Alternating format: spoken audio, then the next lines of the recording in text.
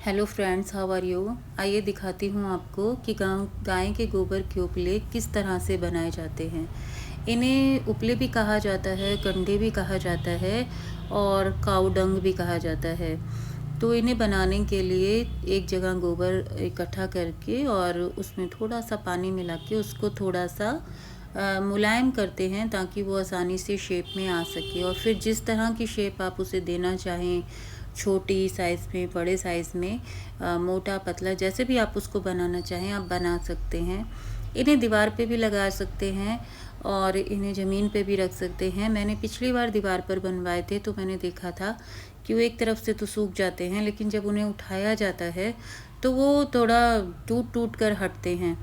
तो लेकिन जब ये ज़मीन पर हमने बनाए, कच्ची मिट्टी पे बनवाए, तो वो आसानी से उठ जाते हैं। ऊपर से जब वो सूख जाते हैं तो उन्हें हटा के सीधा खड़ा कर दो तो दूसरी तरफ से भी वो सूख जाते हैं। अभी क्या है कि जो हमारी गाय माता हैं, अम्बा थारपारकर ब्रीड और उसकी जो बछिया है जगदम्बा साहिवाल ब्रीड, इन दोनों को ये गूगल लोबान की धुनी जो हम उपले में जलाते हैं बहुत पसंद आती है। जब तक जलती रहती है वो दोनों काफ़ी एंजॉय करते हैं उसको। और दूसरा ये बेनिफिट भी है उपलों का कि इनके जो धुएं से मक्खी मच्छर नहीं आते हैं। तो जैसे गर्मियों में तो थोड़ा सा मैं कहूँगी कि हर घर में ही उपले पे गूगल और लोबान को जलाकर धुनी देनी चाहिए, क्योंकि इससे मक्खी मच्छरों से बचाव होता है, डेंगू मलेरिया से भी बचाव होता है। शायद इसीलिए प्राचीन काल में जो हमारे पुरखे थे, हम लोगों के पूर्वज हुआ करते थे, वो उपलों को जलाया करते थे, हवन यज्ञ किया करते थे। आजकल तो बहुत मॉडर्नाइजेशन हो गया है, बड़ा आधुनिकीकरण हो गया है ना लोगों की विचारधारा का। लेकिन इस चीज़ों को अगर देखें तो इनका साइंटिफिकली भी अगर आप देखें ना तो बहुत बेनिफिट है। तो ये उपले क्योंकि ख़त्म हो चुके थे अभी, इसलिए फिर से बनाए जा रहे हैं। और आगे फिर बारिश का मौसम शुरू हो जाएगा और उस समय इनको सुखाना बहुत दिक्कत होगा। तो अभी हम बारिश के लिए भी अभी से बना कर रख लेंगे, क्योंकि सुबह शाम जब बारिश में भी जलेगा तो बारिश में एक हल्की जो होती है ना सीलन की जो दुर्गंध होती है, घरों में भी आ जाती है। तो उस समय तो ये है कि अभी तो कभी कभी घर में धुनी दी जाती है, तो उस समय में घर में थोड़ा सा सुबह शाम अगर थोड़ा धुनी दी जाए तो ये सीलन की जो नमी की जो दुर्गंध होती है वो उससे भी रोकथाम होती है। गाय के जो गोबर के उपले होते हैं, और सबसे जो एक अहम बात मैंने नोटिस की है कि जैसे होता है ना कि भैंस का गोबर होता है, उसके भी उपले बनाए जाते हैं। तो प्रैक्टिकली तो मैंने भैंस के गोबर के नहीं मतलब ऐसे देखा है, लेकिन मैंने सुना है कि हाथों से कई दिन तक उसके उपले बनाकर भैंस के गोबर के स्मेल नहीं जाती है। और लेकिन देखिए, गौ माता को इसीलिए माता कहा जाता है क्योंकि कहते हैं 33 कोटि देवी देवता इसमें वास करते हैं। गाय ही एकमात्र एक ऐसा जीव है जो ऑक्सीजन लेता है और ऑक्सीजन छोड़ता है, ऐसा सुनने में आता है। और इसका गोबर, गोमूत्र, दूध, हर चीज़ जो है, यहाँ तक कि अगर इसके हम्प पर जो गाय के पीठ पर जो कुबड़ होता है उस पर कहते हैं कि अगर हम हाथ फेरें तो हाई ब्लड प्रेशर के जो पेशेंट हैं उनको बहुत रिलीफ मिलता है। गाय के सानिध्य में थोड़ा समय बिताने से जो डिप्रेशन के पेशेंट हैं वो ठीक हो जाते हैं, ऐसा मतलब माना गया है। ये प्रूव है, साइंटिफिकली प्रूव है। और ये चिकित्सा जगत में भी इसको प्रमाणिकता प्राप्त है। ये कोई मिथ्याकोल कल्पना नहीं है कि मैं सिर्फ ऐसे ही वीडियो बना रही हूँ। और दूसरा ये है कि चारों ओर हरियाली बहुत है, बहुत सारे पेड़ पौधे हैं घर के प्रांगण में। तो ये घर के पिछले साइड का जो प्रांगण है, यहाँ पे गौ माता का स्थान है। और जो ये पेड़ पौधे हैं, तो जब ये धूनी गोबर के उपलों की प्रज्वलित होती है और गूगल लोबान कपूर डाला जाता है, तो जो उससे धुआं उठता है ना, उस धुएं से जो वातावरण है, जो पेड़ पौधे हैं, जो उनको भी एक अच्छा सा एक पुनीत सा एनवायरनमेंट मिलता है। और ऐसे चारों ओर का वातावरण में खुशबू हो जाती है जैसे कि मानो कोई हवन हो रहा हो। इतना मतलब अच्छा सकारात्मक वातावरण चारों ओर का हो जाता है।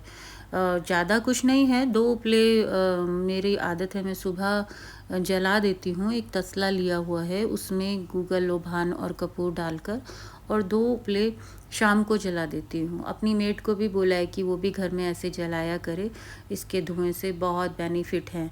हम लोग ये मॉस्किटो रिफल लाते हैं ना, तरह तरह के जो बाज़ारवाद में चल गए हैं प्रोडक्ट मच्छर मारने के, आपने देखा होगा कि जिनके बड़ा नुकसान होते हैं, ये स्वास्थ्य के लिए अच्छे नहीं होते हैं। इनकी जो स्मेल होती है, जैसे कछुआ छाप है या ये जो मैट होती हैं गुड नाइट रिफल वगैरह मॉस्किटो को मारने की, ये इनके स्वास्थ्य की दृष्टि से ये अच्छी नहीं मानी जाती हैं। लेकिन देखिए, ये जो हमारी नेचुरल चीज़ें हैं ना, ये जो हम कंडे पे ये नवरात्रि व्रत में भी अगारी करते हैं, जो माता के जब जोत चलाते हैं उसमें भी अगारी की जाती है, अगर कपूर लौंग डालकर।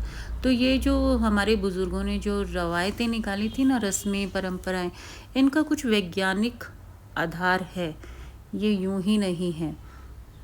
और जब हम इन चीज़ों की बारीकियों से, इनको अपने अनुभवों से देखते हैं तो समझ में आता है कि बहुत सी ऐसी चीज़ें हैं जिन्हें हम पीछे छोड़ देते हैं, लेकिन वो हमारे जीवन में अगर जुड़ी रहें तो बहुत बहुत उपयोगी होती हैं। और जो ये शहरों में रहने वाले एक ढोंग की ज़िंदगी जीते हैं, मुझे माफ़ करें शहरी लोग जो शहरों में रहते हैं, मैं सभी के लिए नहीं कह रही हूँ, जो कुछ एक छिछोरे टाइप होते हैं ना कि छीछी गाय का गोबर, छीछी बदबू आएगी, ये जो छीछी वाले जो छिछोरे लोग हैं कुछ शहरों में रहने वाले, उनको कहना चाहूँगी कि भाइयों बहनों, कभी ना अपनी ज़िंदगी में थोड़ा वक्त निकाल के, जो ये हमारी जो संस्कृति है, जो ये हमारे कल्चर में जो चीज़ें हैं ना, इनको कभी थोड़ा सा वक्त निकाल कर आजमा कर देखना। आप लोगों को पता चलेगा कि अपनी ज़िंदगी में इंसान होकर आपने क्या मिस किया। ये जो स्वर्ग और नर्क होता है ना, कहते हैं कि ऊपर है, मरने के बाद दिखता है, ऐसा कुछ भी नहीं है।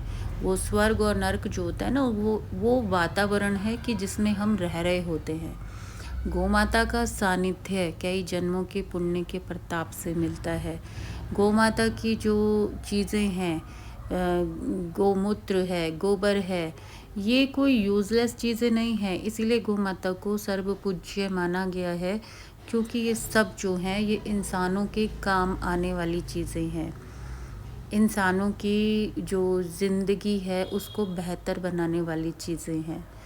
ये एक जो नेचुरल धुआं होता है, जो कंडों का धुआं होता है, ये जो मक्खी मच्छर भगाता है ना, धीरे धीरे सुलग के अगरबत्ती की तरह, वो जो बनावटी चीज़ें हम बाज़ार से लाते हैं, उनसे वो कभी भी नहीं हो सकता है। और सबसे बड़ी बात है कि ये जो है, ये एक हमें भी एक सकारात्मक ऊर्जा देता है। हमारा जो एक मन है वो शांत रहता है। एक अच्छे पवित्र वातावरण में रहना, ये बड़ा मतलब एक जो कहते हैं ना कि तो सिर्फ गांव में होता है। मैं तो बिल्कुल बचपन से शहर में पली बड़ी हूँ। किस्मत वाले होते हैं जिनको ऐसे ये कामों का सौभाग्य मिलता है ना, देखा है, तो मैं गौ माता की सेवा, गौ माता की सामान वाकई सारा बहुत यूज करना, एनर्जी मिलती और गाय का है। गोबर तो पूजा में भी हर काम घर आता में है। पहले तो गाय पाली जाती थी, अब तो जगह ही नहीं होती है लोगों के घरों में।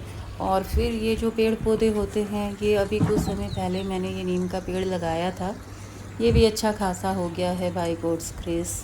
बहुत प्यारा फल फूल रहा है, क्योंकि आजकल अभी इस इलाके में बंदरों ने तोड़ दिया था हमारा नीम का पेड़ गर्मी की वजह से। अब देखो कितना सुंदर तो मुझे हो गया, अच्छा लगता है, मैंने अपने हाथों से लगाया था थोड़े इसको। कम आ रहे हैं ना, अभी शायद 1 साल ही हुआ होगा, लेकिन ये अच्छा हो गया है। ये भी हो जाएगा हैंड टू हैंड।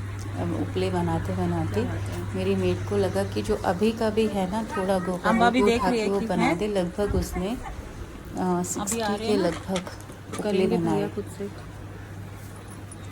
60 के लगभग उपले बनाए। और ये सच में मतलब चल जाएंगे।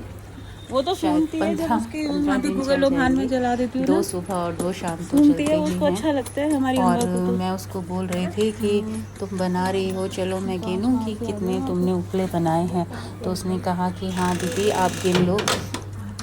तो मैं गिनने लगी थी, तो मैंने देखा कि वहाँ एक कांच का टुकड़ा पड़ा हुआ था, पता नहीं कहाँ से आया, तो उसको हटाया मैंने, क्योंकि वो बेचारी बना रही है, उसके हाथ में लग जाता। सूखेंगे भी जल्दी। और ये लगभग 60 उपले बनाए हैं एक बार में। अभी बिल्कुल फिनिश हो गए काफ़ी थे अच्छे से ना।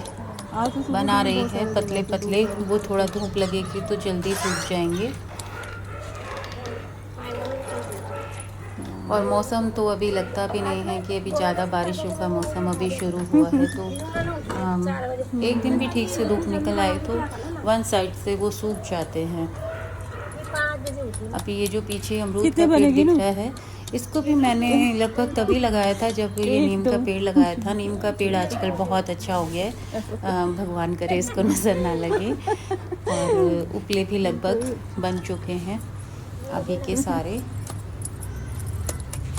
मैं गिन रही थी कि कितने बनाए हैं और लगभग 60 उपले उसने 53। बनाए, क्या तो वो बात हंसने है, लगी स्पीड अच्छी कि है भाई। अरे दीदी आप तो गिन भी रहे हो। मैंने कहा कोई क्या बात बात नहीं, ये तो मैं देख रही हूँ कि क्या स्पीड है, क्या मस्त स्पीड से बना रहे हैं और पूरा अपने पूरे काम पूरे को 53 एंजॉय बने, कर रही मतलब है। हो जाएंगे, क्योंकि 60 हो कुछ लोग जाएंगे होते हैं आराम ना से। जो बड़ा 60 मतलब हो जाएंगे। बर्डन समझ के अपना काम करते हैं, लेकिन लकीली मुझे हमेशा ऐसे सर्वेंट मिले हैं मौसम भी अच्छा है, जो सूख अपने काम जाएंगे। को बहुत एंजॉय करते हैं।